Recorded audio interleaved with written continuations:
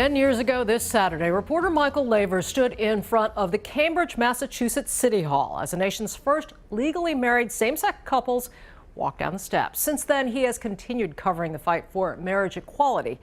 America Tonight sat down with him as he considered how attitudes around the world have shifted since 2004 and what still hasn't changed.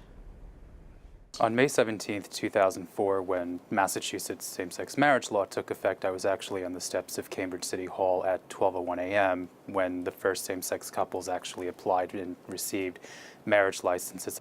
The scene was really celebratory. Folks were singing God Bless America. Folks were even singing going to the chapel to get married. And, there was just a real celebratory atmosphere. People had flowers. People had wedding dresses on. There were folks who'd been together for 30, 40 years who were just in tears at the idea that finally the state would recognize their relationship. I think folks at that particular moment really had no idea that 10 years later we would be talking about same-sex marriage in a quarter of the country, and here in D.C. there's really been a shift in momentum in support of same-sex marriage, and there's a number of different factors that one can contribute to that. It is important for me to go ahead and affirm that I think same-sex couples should be able to get married. President Obama coming out for same-sex marriage just over 2 years ago was a watershed moment. And if you look at some of the polling that came out nationally after Obama came out for marriage, the numbers of people of color who supported that issue jumped by almost 20%. In 2013, last June, the Supreme Court struck down a portion of the Defense of Marriage Act. Hey, hey, ho, ho, homophobia's got to go. Hey. The DOMA decision really opened the floodgates for same-sex couples across the country to file lawsuits challenging their respective state same-sex marriage bans.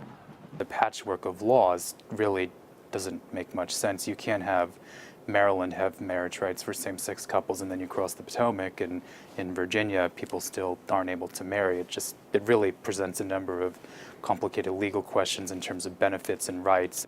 I think ultimately the Supreme Court is going to have to decide this case. A lot of folks are thinking that's going to happen as early as next year. There's more than 30 states where same-sex marriage is still banned, and I think it's really important to point out that just because a quarter of this country has the ability to marry if you're gay or lesbian, there's still a lot of very fundamental issues that still need to be addressed. Anti-transgender violence still remains a huge concern, and that doesn't even take into account the things that are happening overseas, such as in Uganda, Russia, Nigeria, and even parts of Latin America where anti-LGBT violence remains pervasive. You look at what happened in Russia recently with the group of LGBT rights protesters who were arrested just before the opening ceremonies of the Sochi Olympics.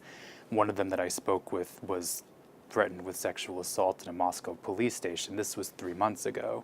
This is not something that happened 20, 30 years ago. This happened in 2014. So yes, we might have marriage rights in 18 states in D.C. and many countries in Europe and Latin America and South Africa, New Zealand, and so forth, but people are still facing very serious human rights violations because of who they are. There's still a lot of work to be done.